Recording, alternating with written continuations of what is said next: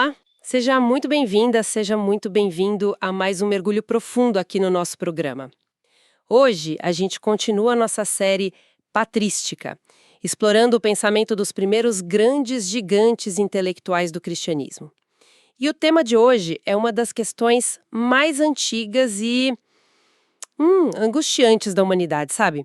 A pergunta é: se Deus é bom e criou tudo, de onde vem o mal? E para investigar isso, a gente vai seguir os passos de uma das mentes mais brilhantes da igreja, Santo Agostinho. É uma pergunta fundamental, né? E a nossa fonte para essa análise é uma obra central de Agostinho chamada O Livre-Arbítrio. É importante a gente entender o formato dela. Não é um tratado, assim, um manual.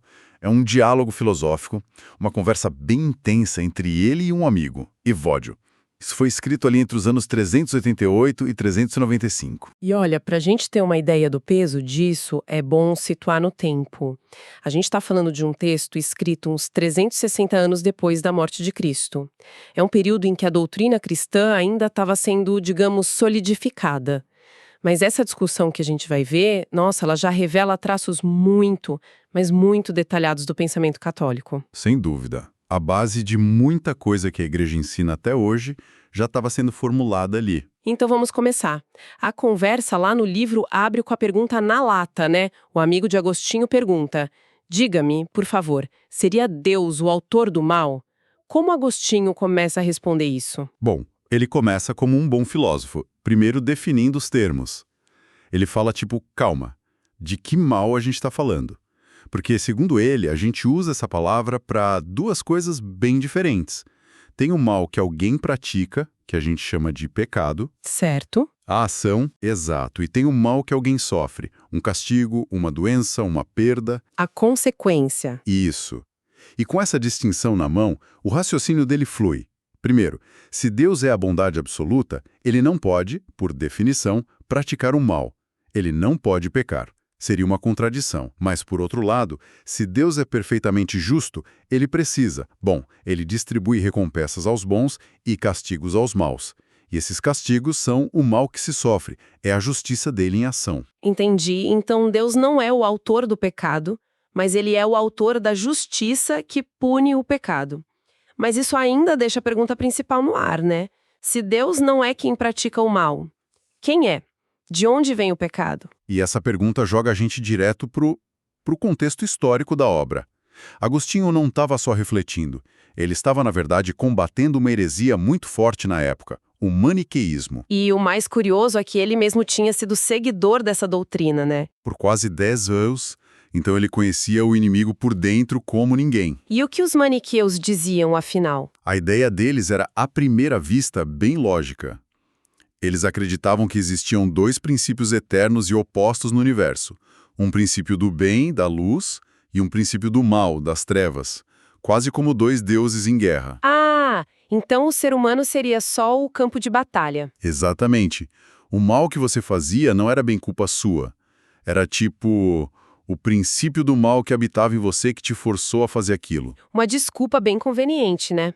O diabo me obrigou a fazer. Basicamente isso.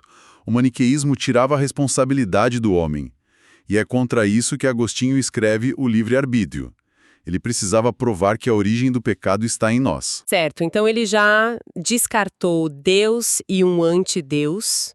Ele precisa achar a fonte do pecado dentro do ser humano. Ele chega a cogitar que o mal é algo que se aprende, que alguém nos ensina. Sim, ele analisa essa possibilidade, mas descarta com uma lógica bem elegante. Ele argumenta o seguinte: a instrução, a disciplina, o ato de ensinar, isso é uma coisa boa, certo? Uhum. Nos leva ao entendimento, ao conhecimento, que são bens.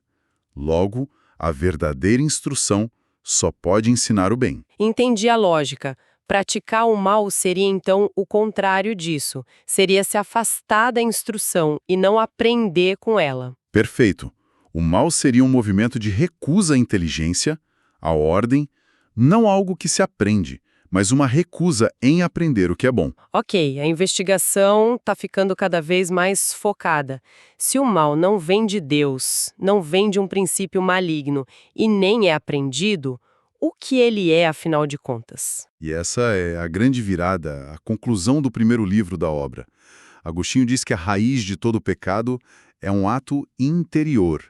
É a nossa vontade fazendo uma escolha errada. Ele fala em paixão desordenada. Concupiscência, né? É um termo que a gente ouve bastante. E isso, concupiscência. É quando a paixão, o desejo dominam a razão.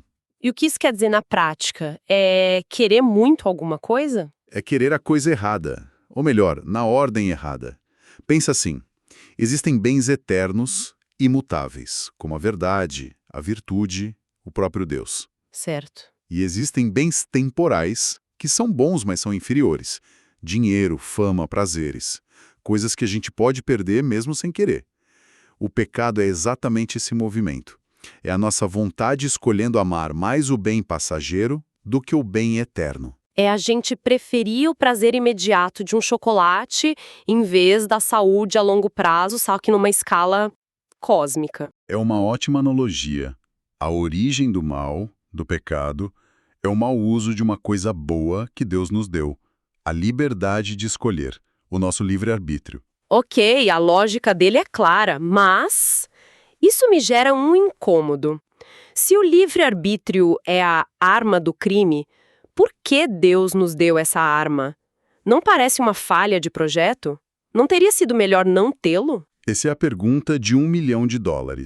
E é exatamente com ela que Agostinho começa o livro 2. Ele não foge da questão de jeito nenhum. A defesa dele tem alguns pontos. O primeiro é que, sem o livre-arbítrio, a gente não poderia agir de modo reto, de modo voluntário. Uma ação boa, forçada, não tem mérito. Não tem mérito nenhum. Um robô programado para fazer o bem não é bom, ele só funciona bem. A virtude precisa da possibilidade da escolha. Faz sentido. O segundo ponto é que a própria justiça divina, de recompensar o bem e punir o mal, não faria sentido se a gente não fosse livre. Claro, seria como punir uma pedra por cair. Exatamente. A justiça depende da responsabilidade, e a responsabilidade depende da liberdade. Tá, mas o fato de um dom poder ser mal utilizado não torna um dom ruim. Porque Deus sabia que a gente ia usar mal. Esse é o ponto final dele. E ele usa uma analogia. Pense nas mãos. Com as mãos a gente pode construir e fazer caridade. Com as mesmas mãos a gente pode roubar e matar. A culpa é das mãos? Não, a culpa é de quem as usa, da vontade. Exatamente.